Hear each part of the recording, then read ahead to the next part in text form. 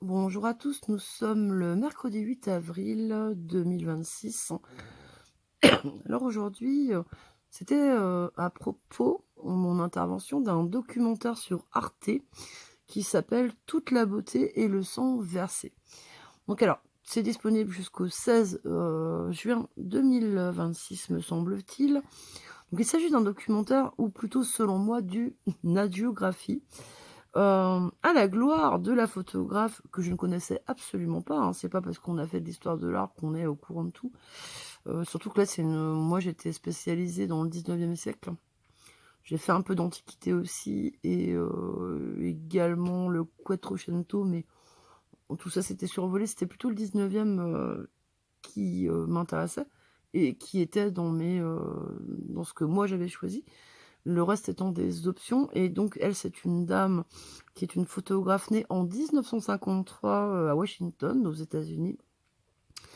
Donc son travail colle complètement, d'après mes recherches, à l'époque, puis d'après le documentaire, à l'époque des 70s, avec l'influence de la libération sexuelle. D'ailleurs, son premier travail s'appelait De la dépendance sexuelle ou un truc comme ça. Donc je vous dis pas. Déjà ça classe un peu. D'autres, donc la libération sexuelle et également l'influence d'autres artistes comme j'imagine, Andy Warhol, tout un tas de gens comme ça. Hem, je pense, donc tourné vers la drogue, hein, complètement, c'est expliqué dans le truc. Le travail, hein, est tourné, vers la drogue, mais elle aussi. La prostitution, elle aussi. Bah, c'est la perversion quoi, hein, les mouvements gays et lesbiens. Car elle est marquée justement par le suicide de sa sœur aînée, malmenée en raison de son homosexualité, raconte-t-elle, au sein de sa famille. Donc elle se serait, il me semble que c'est Sarah, suicidée. Donc elle aime bien aussi, elle a bien aimé travailler sur les violences conjugales, n'hésitant pas à se photographier elle-même, suite à des coups et blessures d'un compagnon d'une époque ou d'une compagne, je ne sais plus. Vous voyez, c'est pas du tout, c'est très intéressant comme travail. Je plaisante, je trouve ça très glauque. Donc la crise, elle a également adoré la crise du sida, voilà, elle a beaucoup travaillé là-dessus, des années 80, hein, où beaucoup de ses amis, sont morts. Ah donc passons, sur sa carrière, car ici ce n'est pas le sujet de mon commentaire par rapport au documentaire à charge contre l'industrie et la recherche pharmaceutique. Oui, mais je suis pas, complotiste, contrairement à ce que on me prête comme, intention régulièrement. Alors en 2014, souffrant d'une tendinite, les amis, on lui prescrit, de l'oxycontin. Alors je vous ai montré, moi, pour ceux qui suivaient, aujourd'hui, enfin, c'est ça, de l'oxycontin. Voilà, ça s'appelle Oxycodone Arrow, c'est un générique, moi, que j'ai, donc c'est de l'oxycontin. Hem, mais il faut quand même que vous sachiez qu'en France, on ne prescrit pas d'oxycontin, de l'oxycodone ou, quelques opiacés que ce soit, enfin, c'est pas des prescriptions longues, hein, de toute façon, là, on parle des États-Unis et c'est là mon problème avec ce type de documentaire. Donc et alors, selon elle, ça crée, une addiction chez elle. Mon Dieu, mon Dieu. Donc vous allez voir le profil de la nana. Donc en 2017, elle suit une cure de désintoxication et décide de mener un combat contre la famille Sackler qui produit et commercialise l'oxycontin, donc l'oxycodone, ou voilà, ça a plein de noms, ainsi que le célèbre Valium, puisque ce sont les inventeurs, enfin leurs chimistes, du Valium.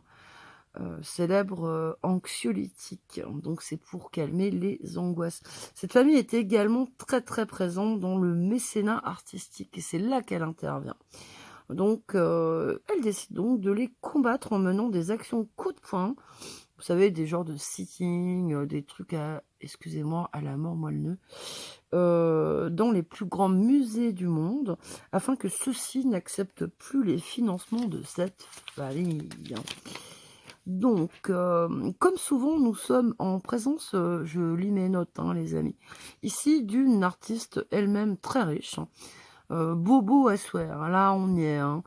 Ses prises de position, bien que juive de naissance, par exemple, elle soutient la Palestine dès, le 7 octobre. Voilà, donc les gentils, palestos. Comme d'habitude, elle est également engagée dans les mouvements LGBTQ, tout ce que vous voulez.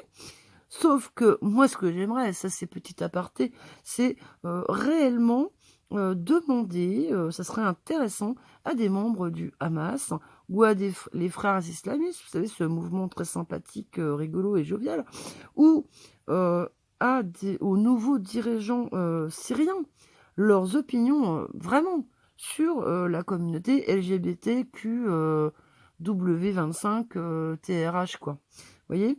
Mais nous la connaissons déjà, leur opinion. Hein, ça me fait toujours penser à la dinde qui a envie de fêter Thanksgiving ou Noël, hein. Donc on est un peu sur ça quand même.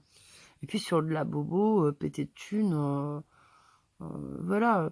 Faudrait que je vous montre les images du début, sur ces magnifiques, attendez, je fais pause pour vous trouver rien que les images de son boulot. Voilà, j'ai retrouvé. Je vais pas tout vous mettre parce que je veux pas, tomber pour droit d'auteur. Donc je peux pas vous mettre d'extrait. Allez voir vous-même. Donc là, c'est que des, travestis, qu'est-ce qu'on a d'autre encore? Voilà, des gens comme ça, prostituées la plupart du temps. Elle-même s'est prostituée. Voilà, ça c'est son travail. Donc on est beaucoup dans des toilettes, hein, dans des, ça donne vraiment envie quoi, vous voyez? Donc c'est underground, hein, comme on dit. Les méchants policiers, bien sûr. Donc voilà, donc moi ça m'intéresserait quand même de savoir ce que voilà. Donc alors, ma petite révolte, hein, contre ce documentaire, clairement à charge contre les analgésiques, hein.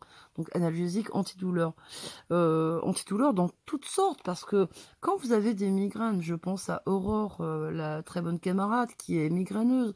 Je pense, à Camille, qui elle a d'autres soucis de santé et on est bien obligé de prendre des choses. Camille, c'est Tramadol, Aurore, c'est d'autres trucs où il y a des bêta-bloquants, il y a plein de choses. Donc bien sûr, on est soumis à la chimie. Moi, j'ai pas du tout envie de m'en passer. Dans le jardin, nous avons des saules, pleureurs, mais je n'ai pas envie d'aller, racler, la l'écorce de saule pour me faire de l'aspirine. En plus, autant vous dire que l'aspirine, c'est hyper dangereux, de toute façon, d'une manière générale. Amusez-vous à prendre de l'aspégique ou je sais pas quoi en grande quantité, vous allez voir, c'est un anticoagulant. Donc, on diabolise justement le paracétamol, qui est une saloperie, on est d'accord. Si vous le gobez comme des bonbons, mais comme tout le reste, hein, ça devient, nocebo à partir du moment où on est dans l'abus. Donc, voilà, donc ce documentaire clairement à charge contre les analgésiques, vient déjà du fait que, personnellement, vous le savez, c'est un réel confort pour moi de pouvoir utiliser de façon plus que raisonnable ces produits pour soulager de vraies douleurs.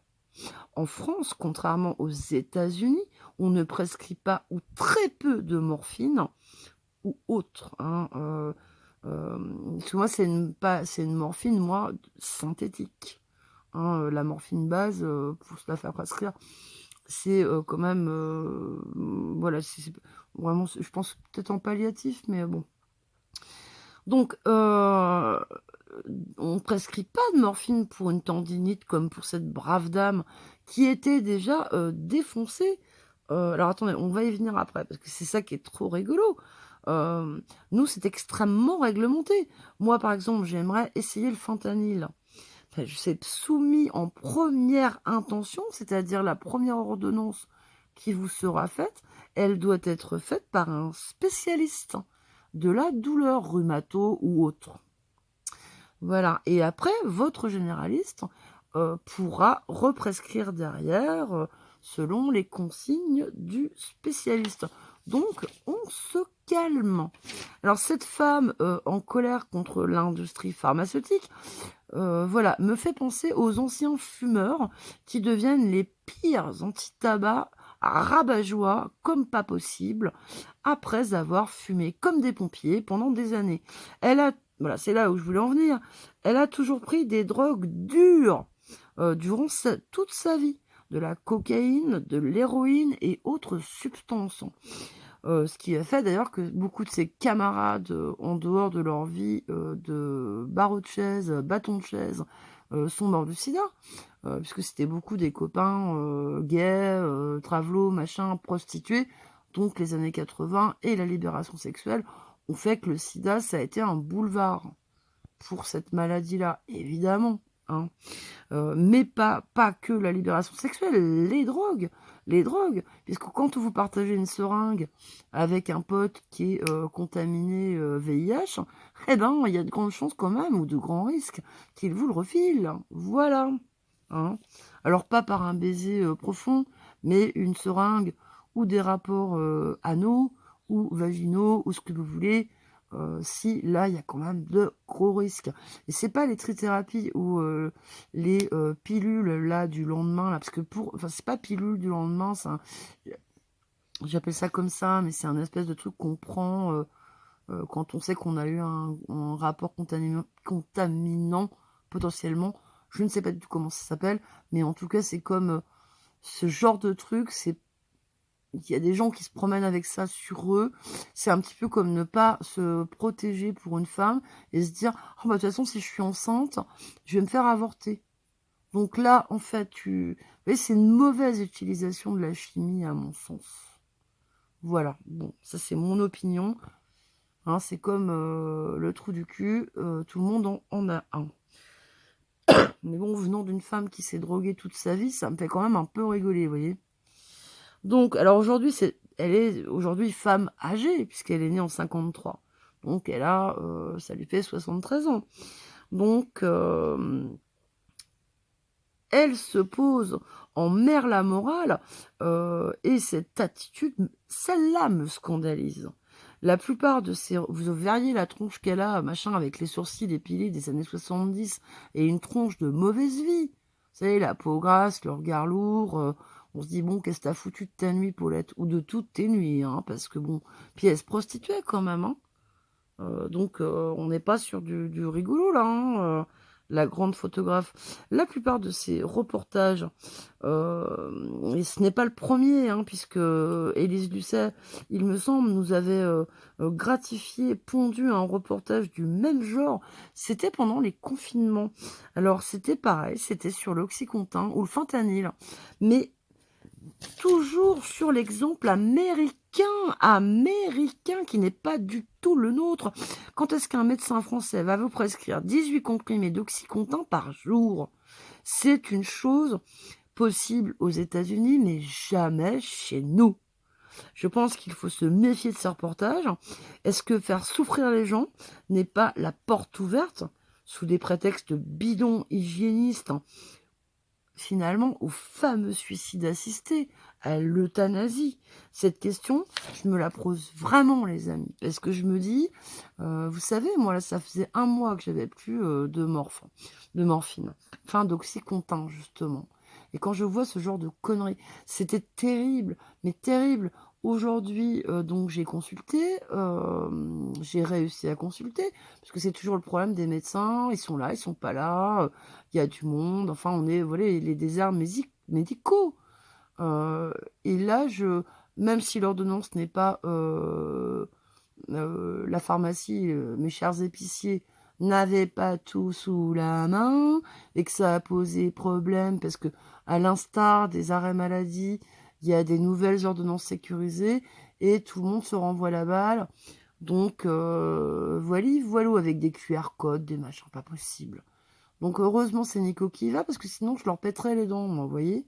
Je suis pas d'humeur à supporter leurs conneries, comme si j'allais revendre, mes cachetons, sachant que je prends, je ne vois mon médecin qu'une fois par généraliste par trimestre, et que, je ne re les ordonnances pour ce genre de d'antalgiques ne sont que mensuelles et donc j'ai une ordonnance mensuelle. Je ne retourne pas avant 3 mois plus tard. Donc autant vous dire que si je voulais, oui, je pourrais, y aller tous les mois et avoir, des stocks pas possible. Ça n'est pas le cas. Mais il y a une espèce de jugement moral. Vous savez, ça me fait penser à l'époque où, les débuts de l'avortement, où j'ai entendu des femmes me raconter les premiers avortements, où on leur sortait, des salopes de sages-femmes. De toute façon, les sages-femmes, elles sont pas toujours gentilles, hein. Maintenant, oui, mais moi, j'en ai connu des monstrueuses, hein. «Ah, bah, c'est rentré par un endroit, faut bien hein, tu bien contente quand c'est voilà» et puis tu vas jongler. Voilà, et des antalgiques, tu en auras pas. Parce qu'on est dans une espèce de souffrance moraliste où c'est bien, quoi. Alors, je suis catholique, mais je suis contre la souffrance, contre toute forme de souffrance. Voilà. Donc, moi, qu'on nous retire, et c'est pas que pour moi, c'est pour tous les humains, qu'on soit sous... Là, on est dans une drôle d'époque, quoi. Je trouve que c'est complètement dégénéré. On est un des seuls pays du monde, justement, où fumer un pétard, ça vous conduit éventuellement en tôle, alors que partout ailleurs, on sait que c'est un décontractant musculaire, on sait que c'est pas une porte ouverte aux addictions, hein, ça ne crée pas de dépendance. Il faudrait arrêter un petit peu hein, de se tripoter. Voilà. Par contre, on autorise le CBD, qui est une vraie merde. Enfin, bon, bref, je comprends pas. Enfin, ça m'agace parce que oui, je pense que, comme un médecin avait dit au papa de Nicolas, l'être humain n'est pas fait pour souffrir. Moi, j'ai pas une vocation de sainte. Non, non, non, non, non. Il y a d'autres gens qui s'en chargent. Hein, on a eu notre Seigneur qui est mort sur la croix pour nous. On a eu plein d'autres saints. Il y en aura d'autres. Moi, c'est pas mon truc. Je ne veux pas souffrir, je ne veux pas que les gens que j'aime souffrent. Globalement, je suis contre la souffrance, qu'elle soit humaine ou animale. Voilà, voilà, vos animaux, si vous les aimez, est-ce que vous les laissez souffrir? Non. Eh ben, merde à la fin. Est-ce qu'on pourrait arrêter ces débats stériles et dire, allez, si les gens... Et en plus, on n'est pas aux États-Unis, c'est des comparaisons bidons. Bon, j'arrête là parce qu'une fois de plus, ça va durer trop longtemps. Et puis, c'est vrai que je suis un peu énervée parce que je me dis, mince, quoi. Quand je vois, moi, le fait qu'aujourd'hui, en ayant repris de l'Oxycontin, je peux à nouveau marcher. J'ai toujours mal, ça guérit rien. Mais ça me permet de faire des choses. Marcher, faire du ménage, préparer à manger, tout ça, en n'ayant pas cette douleur atroce. Moi, quand je marchais là récemment, c'était comme la petite sirène une fois qu'elle a perdu sa queue de poisson. Vous voyez?